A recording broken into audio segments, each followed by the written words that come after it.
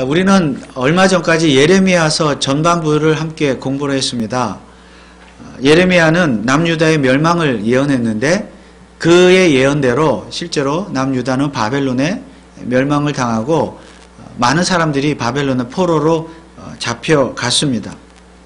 그리고 포로로 잡혀간 이후에 세월이 한 50년 정도 흘렀습니다. 그 사이에 이 바벨론도 페르시아, 바사라고 하는 페르시아라고 하는 나라에 또 지배를 받게 되죠. 페르시아가 바벨론을 침략을 합니다. 정복을 하죠. 그래서 이제 유다, 남유다 백성, 포로로 잡혀간 유다 백성들은 페르시아의 지배를 받게 되는 것입니다. 그런데 이 초대의 페르시아의 초대 왕이 고레스라고 하는 왕인데 이 고레스는 유다 백성들, 포로들에게 굉장히 호의를 베풀었습니다. 그래서 나중에 우리가 아는 대로 해방령을 선포하죠. 너네 포로들, 너희들 나라로 본토로 돌아가라. 그렇게 해서 이 남유다 사람들이 이제 조국 땅으로 많이 돌아가게 되었습니다. 이때가 BC 538년경입니다. 그리고 이제 그 고레스 왕은 유다로 돌아가는 백성들에게 무너졌던 예루살렘 성전도 세울 수 있도록 물심양면으로 도와주기까지 했습니다. 자, 그런데 유다로 돌아간 백성들 많이 있지만은 돌아가지 않은, 조국으로 돌아가지 않은 백성들도 많이 있었습니다. 그리고 그 돌아가지 않은 사람들은 이 페르시아 제국의 전역에 흩어져서 살았습니다. 그들이 왜 조국 땅으로 돌아가지 않았는가? 그 이유는 여러 가지로 설명을 할 수가 있겠지만은 어쨌든 그들이 자기 조국 땅으로 돌아가지 않아서 페르시아 땅에 계속 살면서 생긴 일을 기록한 책이 바로 에스더입니다. 즉 에스더서는 고레스가 해방령을 내려서 너희들 다 돌아가라고 했는데 돌아가지 않고 남아있는 사람들 때문에 그들 가운데 생긴 일들, 그 일들을 기록한 것이 에스더이고, 그리고 그렇게 돌아가지 않은 사람들 가운데 한 사람이 바로 에스더였습니다. 자, 에스더는 페르시아의 아하수에로 왕 때 기록된 책입니다. 1절에 이 일은 아하수에로 왕 때에 된 것이니, 아하수에로는 인도로 구스까지 127도를 치리했다. 오늘날 인도 지역부터 그 구스까지, 팔레스타인 그 전까지, 그러니까 거의 그러니까 넓은 땅을, 아시아 지역을 거의 다 이제 지배를 했다고 볼 수가 있죠. 넓은 땅을 지배하는 그런 왕이었습니다. 아하수에로는 페르시아의 4대 왕이었는데, 이때는 초대 왕이었던 고레스 왕 때부터 또 50년 정도 지난 때였습니다. BC 480년경인데요. 이 아하수에로가 왕이 된 다음에 페르시아의 수도였던 수산성에서 잔치를 벌였습니다. 왕이 오른 후에. 왕이 오른 후 약 3년째 되던 해에 큰 잔치를 벌였습니다. 이 잔치는 전국 127도의 모든 관리들을 불러 모아서 벌인 잔치입니다. 요즘 말로 하면 도지사, 시장, 또 군대 장수들 다 불렀어요. 심지어 그가 아하수에로 왕이 지배했던 메대라고 하는 그 지역의 장수들까지 다 불러서 성대하게 잔치를 벌였습니다. 어느 정도로 큰 잔치였는가? 4절 말씀해 보면 왕이 여러 날 곧 180일 동안에 그 영화로운 나라의 부안과 위엄의 형력함을 나타내죠. 180일이니까 6개월이에요. 6개월. 잔치를 6개월 동안 벌였습니다. 파티를.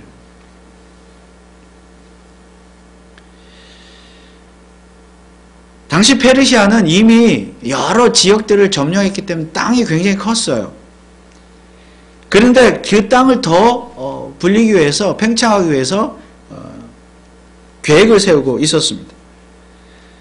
아하수에로 왕 역시 이 페르시아 땅, 제국을 팽창하기 위해서 그런 정책을 펼쳤는데 그리스 지역을 정복할 계획을 가지고 있었습니다.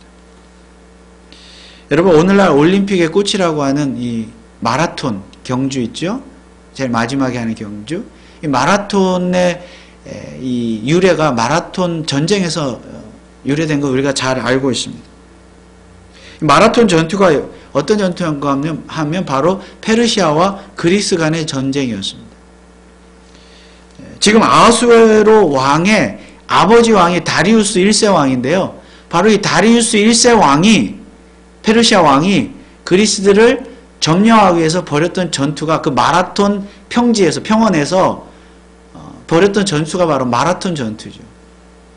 거기에서 이 유래 생겨난 그 말이 그 마라톤이죠. 유래가 42.195km 달려가 신화가 그 승전보를 알리죠.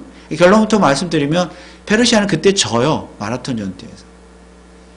하여튼 여기에서 그 마라톤 전투에서 마라톤이 유래되었는데, 이 아버지 다리우스 1세가 이 마라톤 전투에 졌거든요. 그리스에게. 이 아들이 된 아하수에르 왕이 이제 무슨 마음이 있었겠어요? 복수해야겠다. 그리스들을 반드시 점령해야겠다.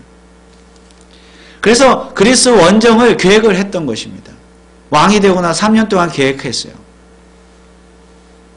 그리고 그 그리스 원정을 앞두고 성대한 큰 잔치를 벌였는데, 그 잔치가 바로 이 에스더 1장에 나오는 이 잔치입니다.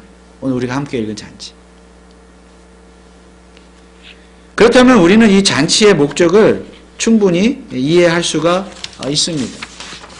이 잔치에 모인 인원과 그 기간을 생각해 볼 때 이 잔치는 왕 자신의, 아하수에로 왕 자신의 힘을 과시하는 잔치고 부하들의 충성심을 유발하는 그런 잔치였습니다.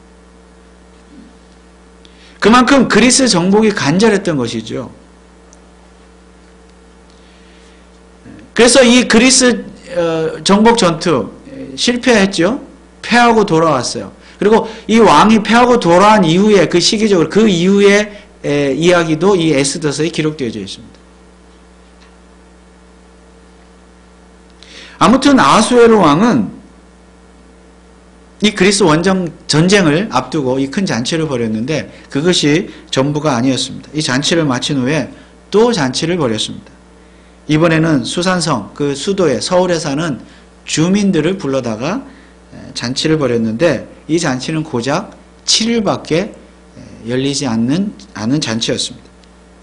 5절에 보니까 이날이 다음에, 6개월이 다음에 또 도산, 수산, 대소 인민을 위하여 후원들에서 7일 동안 잔치를 베풀었어요.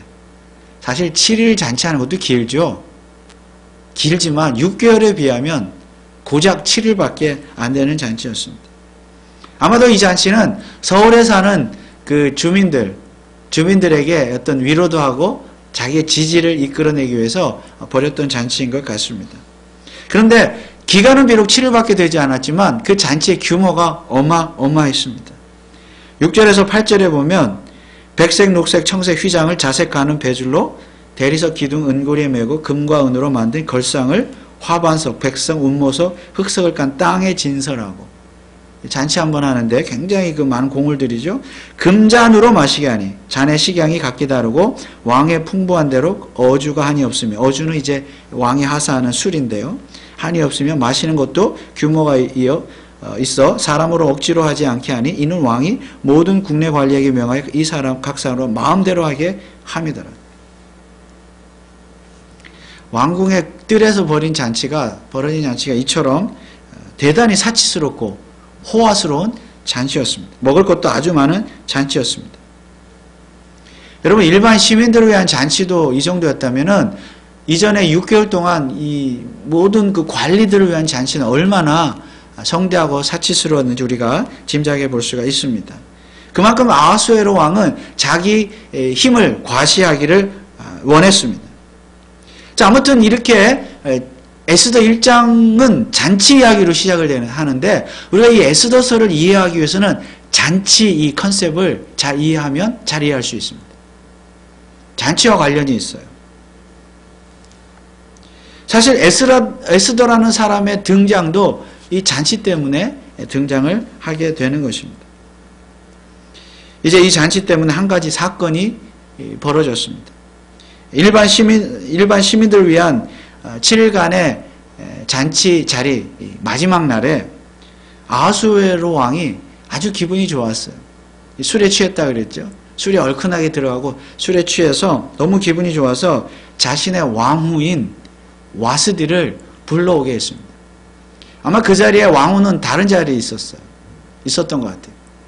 다른 데서 뭘 했는가? 성경에 보니까 다른 곳에서 부녀자들만 모아서, 그러니까 여자들만 모아서 따로 파티를 벌이고 있었습니다. 그래서 아하수에로 왕은 그럴 것이 아니라 왕후가 이 자리에 같이 와서 다른 많은 사람들이 있는 자리에 와서 같이 파티를 즐기면 좋겠다. 그렇게 해서 내시들을 보내서 불러오게 했습니다.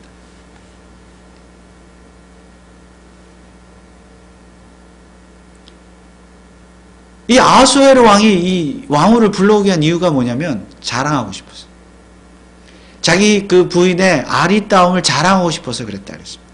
굉장히 와스디는 굉장히 예쁘고 아름다운 여인이었던 것 같습니다. 그런데 문제가 생겼습니다. 왕이 내시들을 보내서 왕후를 모셔오게 했는데 왕후가 가기를 거절했습니다. 안 그래도 술이 얼큰하게 취했는데 이 아하수에로 왕이 화가 났어요. 왕이 말이죠. 남편이지만 왕이 시켰는데 오지 않았죠. 화가 났어요. 12절 말씀해 보니까 그러나 왕후 와스디가 내시에 전하는 왕명을 쫓아오기를 싫어하니 왕이 진노하여 중심이 불붙는 듯 하더라.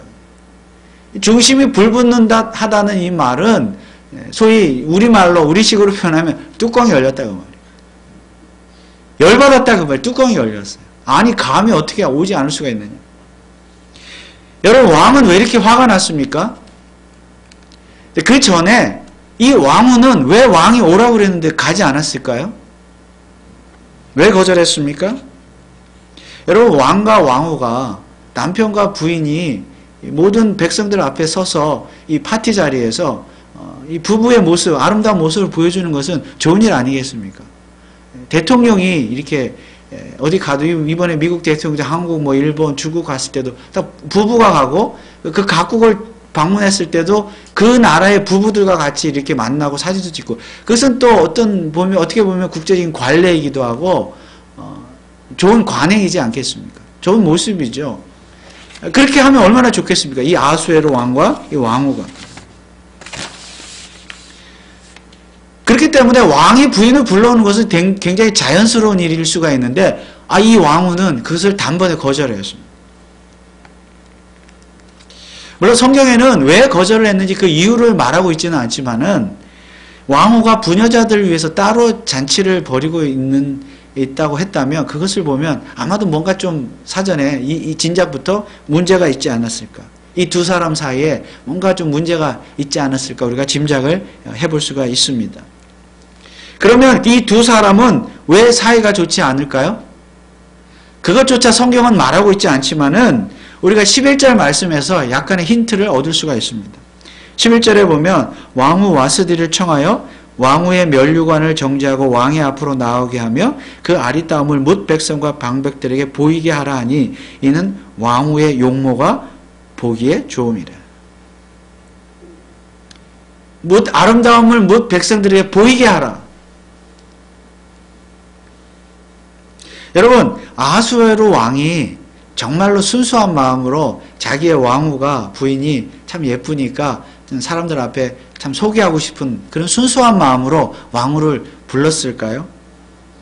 11절 말씀에 흐르는 그런 분위기, 뉘앙스를 보면 전혀 그렇지 않은 것 같습니다.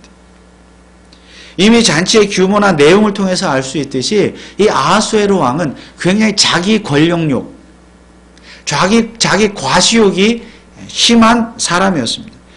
그리고 대단히 사치스러운 사람이었고 소유욕이 강한 사람이었습니다. 여러분 아무리 잔치가 좋다고 하지만 6개월 동안 잔치를 벌이는 왕이 이 세상에 어디가 있겠습니까? 북한의 지도자도 그렇게 하지는 않을걸요. 이 왕이 정말로 정치를 하는 왕인지 백성을 사랑하는 왕인지 아니면 자기 욕심만 채우는 왕인지 우리가 짐작을 해볼 수가 있는 것입니다. 7절 말씀, 다시 7절 말씀에 보면 금잔으로 마시게 하니 잔의 식양이 각기 다르고 6절에는 금으로 의자를 만들었다 그랬어요. 다. 또 잔도 금으로 만들어요. 거기 많은 수많은 사람들이 술을 마시는데 술잔 하나하나가 다 금으로 만들었어요. 그런데 금잔으로 마시게 하니 잔의 식양이 각기 다르고, 식양이라는 것은 모양이죠. 디자인을 말하는 거죠. 그 술잔 하나하나 금으로 만든 것도 대단한데 하나하나 다 모양이 다 다르고 디자인이 다 다르고 그렇게 만들었다는 거죠. 그 정도로 왕에게 금이 많았다는 건 이걸 자랑하고 싶은 거예요. 자랑. 자기의 그 어떤 부를, 권력을. 역사가 헤로도투스라는 그 역사가에 의하면 나중에 이 페르시아가 그리스에게 또 멸망을 당하죠. 제국이 바뀌죠. 그리스의 알렉산더 대왕에게 이 페르시아가 멸망을 당해요. 알렉산더 대왕이 이 페르시아 수산궁에 침략해서 들어왔을 때에 그 궁 안에 금, 은을 보고 깜짝 놀랐다. 그런 역사의 기록이 있습니다. 금, 은괴가 1200톤이 있었고, 뭐 어느 정도 되는지 저는 짐작을 못하겠지만, 주조된 금으로 만든 돈이, 금화가 270톤이나 있었다. 이것을 보고 알렉산더 대왕이 깜짝 놀랐다. 눈이 희둥그레졌다. 입을 다무지 못했다. 그런 역사의 기록이 있습니다. 그 정도로 금이 많고 돈이 많은 이 왕.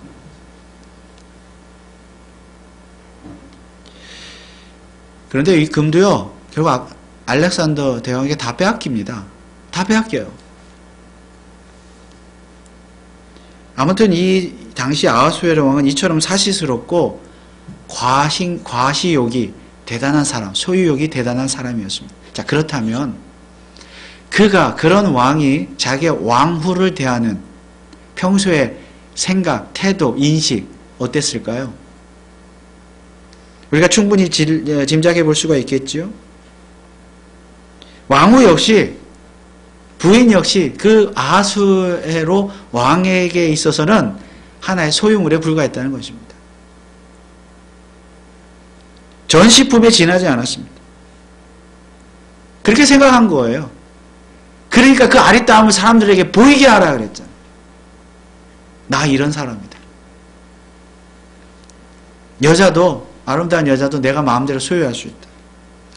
그러니까 여성의 아내의 인격이나 어떤 자존심, 그런 것에는 전혀 관심이 없고, 그래서 그 여자를 자기 자신의 놀이개 정도로만 생각을 했다는 것입니다.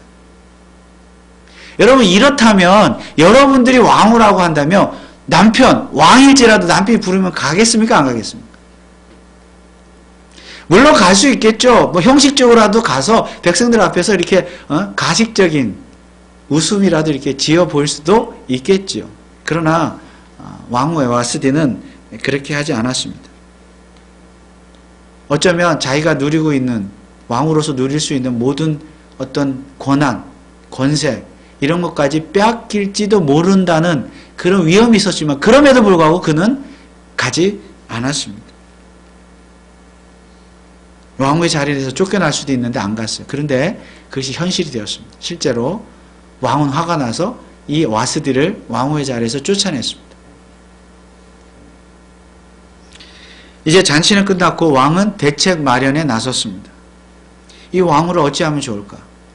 너무 화가 나가지고. 그래서 비서관들을 불러서 소위 비서관 회의를 열었습니다.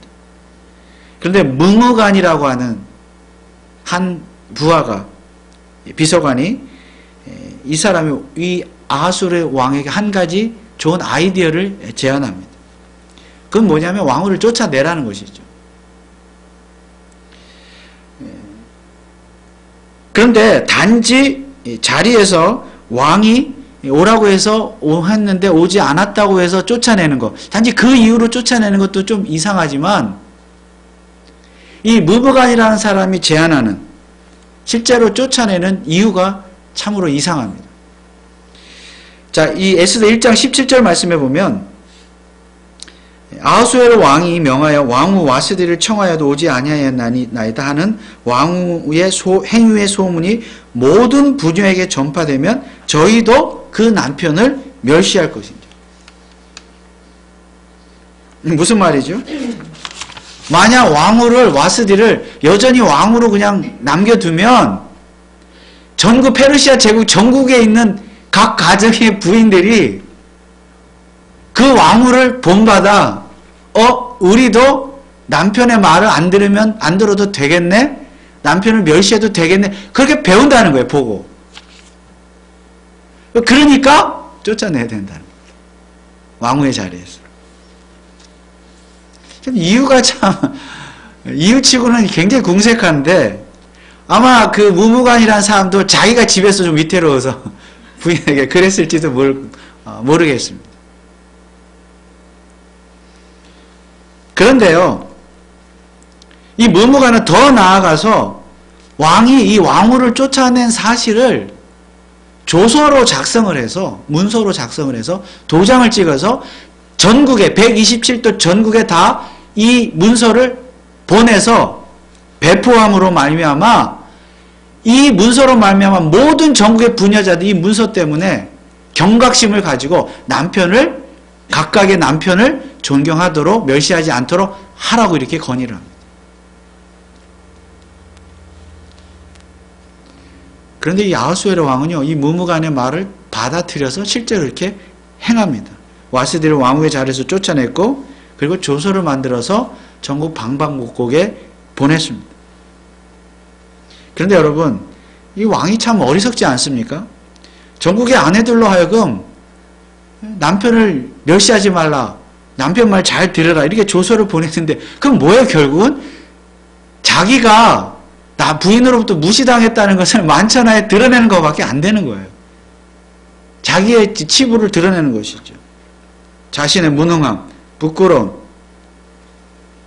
부인으로부터 존경받지 못하는 남편이라는 것을 만천하에 드러낸 꼴이 되고 말았습니다. 자, 아무튼 이것이 에스더 1장의 내용입니다. 그리고 이 1장의 내용, 특별히 이 잔치라는 관점에서 우리가 에스더서를 이해할 수가 있습니다. 여러분, 잔치란 무엇입니까? 잔치란 좋은 것이죠. 행복한 것입니다.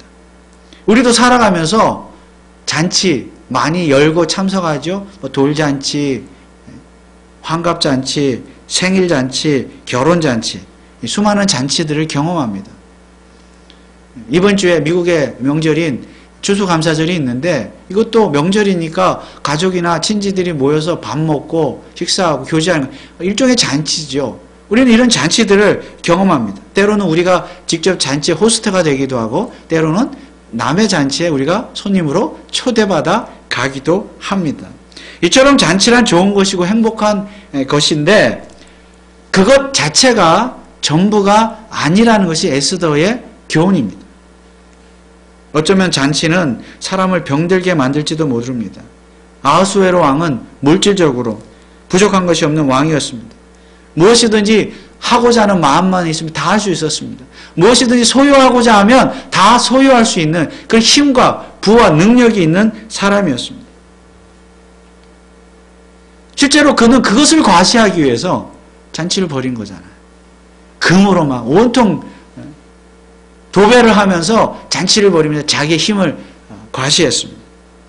그리고 앞으로 그리스도를 침공할 때 하려고 지금 계획한다 그랬는데, 다른 나라를 침략하는 이유는 뭐겠어요? 결국 자기의 힘의 과시죠. 거기서 빼앗아오는 또 뭐 금, 어떤 재물들, 포로들, 나라가 넓어지고, 결국 그것에 대한 더 많은 부와 능력과 어떤 권력을 누릴 수 있다는 꿈에 부풀어서 지금 잔치를 벌이고 있는 거죠.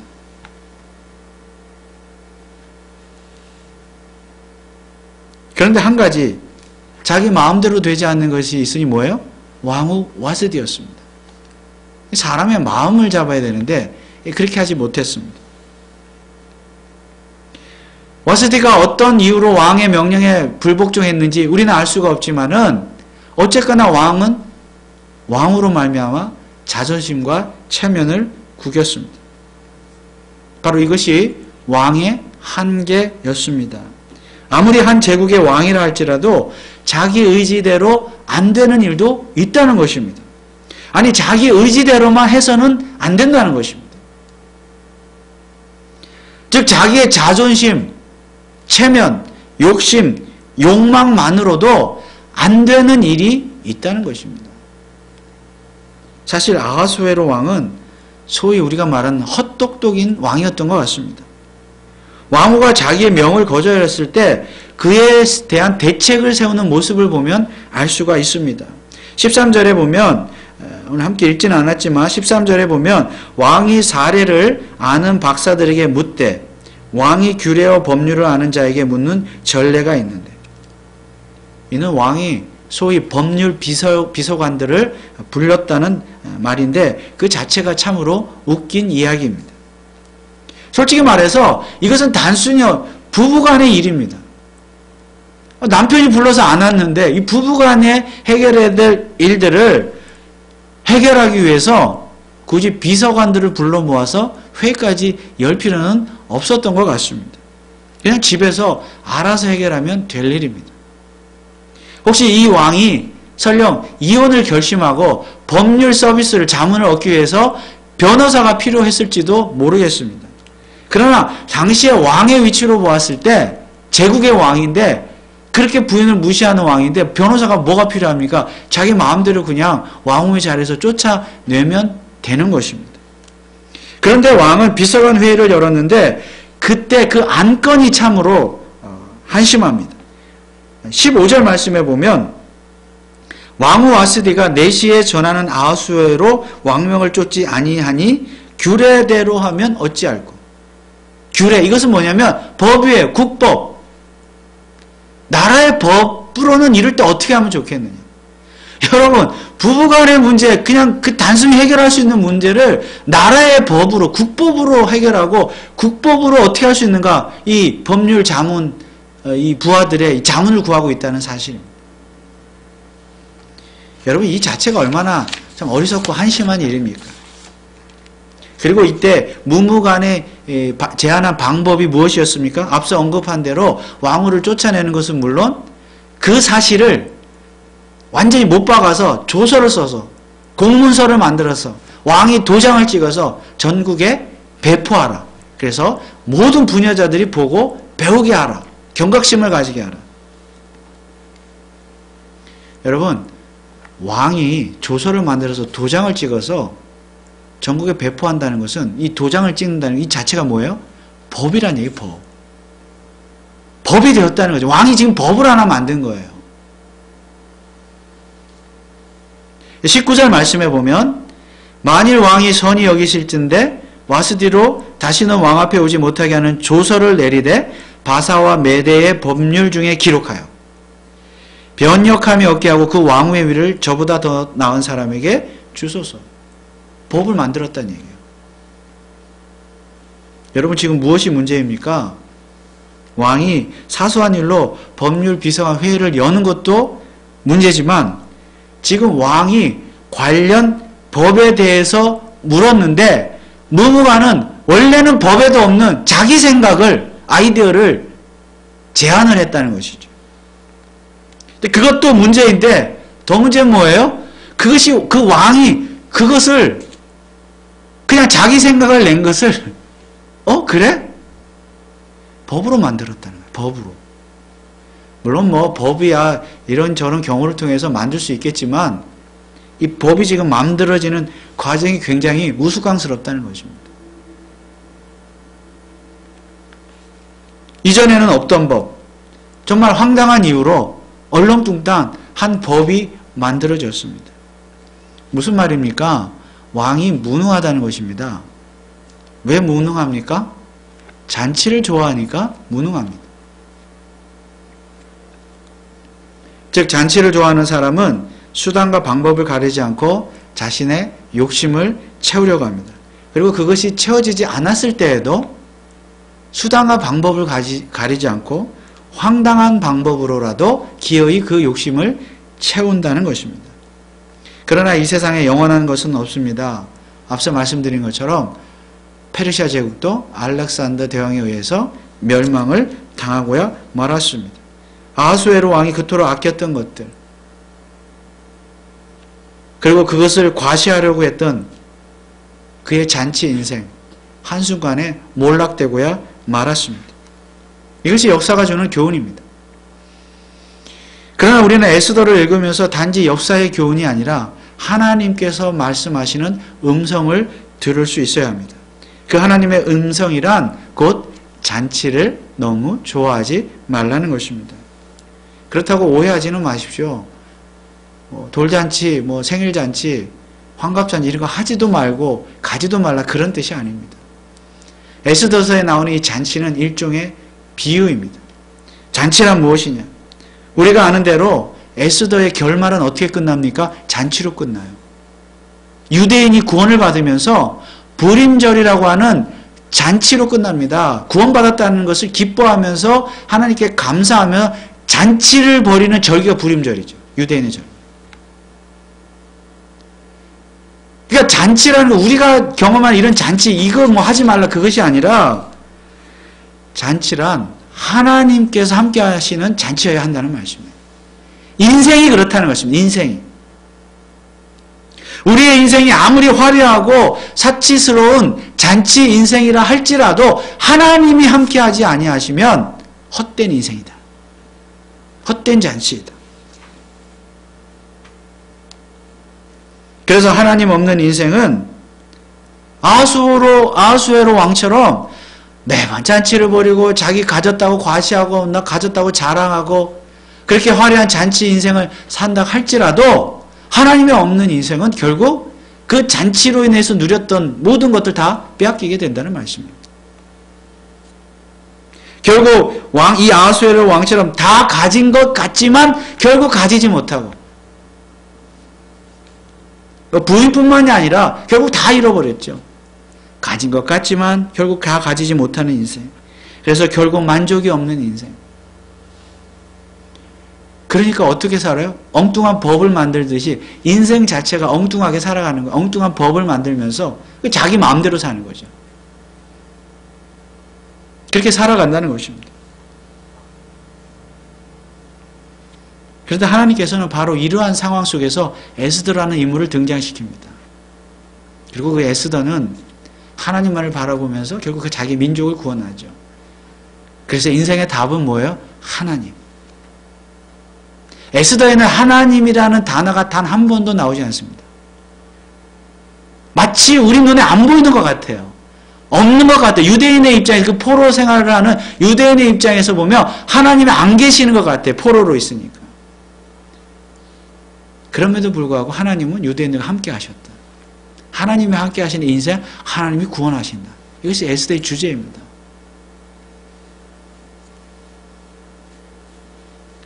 우리의 인생이 겉으로는 화려하고 사치스럽고 가진 것 같고 누리는 것 같고 우리에게 꿈이 있고 열망이 있고 소망이 있고 욕심이 있고 얼마든지 잔치 인생을 살아갈 자유가 있지만은 그것이 전부가 아니라 하나님이 없으면 한순간에 물거품이 됩니다.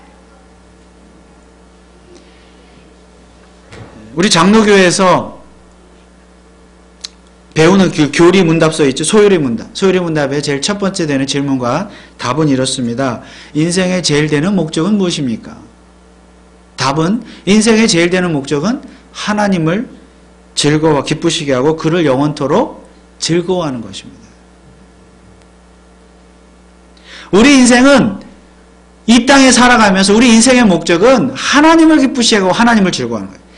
그러니까 잔치를 벌여서 나를 기쁘게 하기 위해서 내 기쁨을 위해서 내 만족을 위해서 내 어떤 과시를 위해서 살아가는 것이 우리의 인생의 목적이 아니라 하나님을 위해서 하나님의 기쁨을 위해서 다시 말하면 하나님을 위한 잔치가 인생의 목표가 되어야 된다는 말씀입니다. 그래서 우리는 하나님을 위한 잔치를 열어드려야 돼요. 뭘 하든지 하나님이 주인이 되셔야 되고 이게 정말 하나님이 기뻐하실까? 이 일을 하나님 기뻐하지 아니하실까? 아니면 이게 정말 나를 위한 건가? 내 욕심을 위한 건가? 내 자랑을 위한 건가? 이런 것들을 우리가 늘 점검을 해야 하는 것입니다. 그러므로 앞으로 우리의 남은 인생 우리가 행하는 어떤 일이든지 작은 일이든지 큰 일이든지 그것이 우리 인생을 위한 잔치라고 한다면 잔치는 필요한 일이겠죠. 진짜 잔치가 아니라 우리 인생 자체가. 그렇지만 거기 하나님이 빠지면, 하나님이 없으면, 내가 인생의 주인이 되면 정말 한순간에 물거품이 될 수도 있다. 한순간에 아하수에로의 왕처럼 될 수 있다. 그래서 우리가 경각심을 가지고 정말 하나님만을 우리 잔치의 주인으로 모시는, 하나님이 주인이 되는, 주인공이 되는 그런 잔치 인생을 살아가시기를 주님의 이름으로 축원을 드립니다. 기도하겠습니다. 하나님 아버지 은혜를 감사합니다.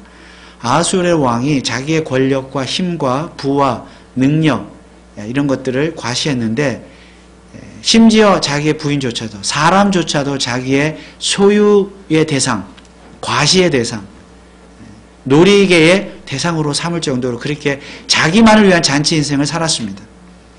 하나님, 우리가 이 세상을 살아가면서 내가 인생의 주인이 아니라 하나님의 영광만을 드러내며 하나님만을 기쁘시게 하며 하나님만이 우리 잔치 인생의 주인공으로 삼는 그런 잔치 인생이 되게 하여 주옵소서. 감사를 드리며 예수 그리스도의 이름으로 기도합니다. 아멘.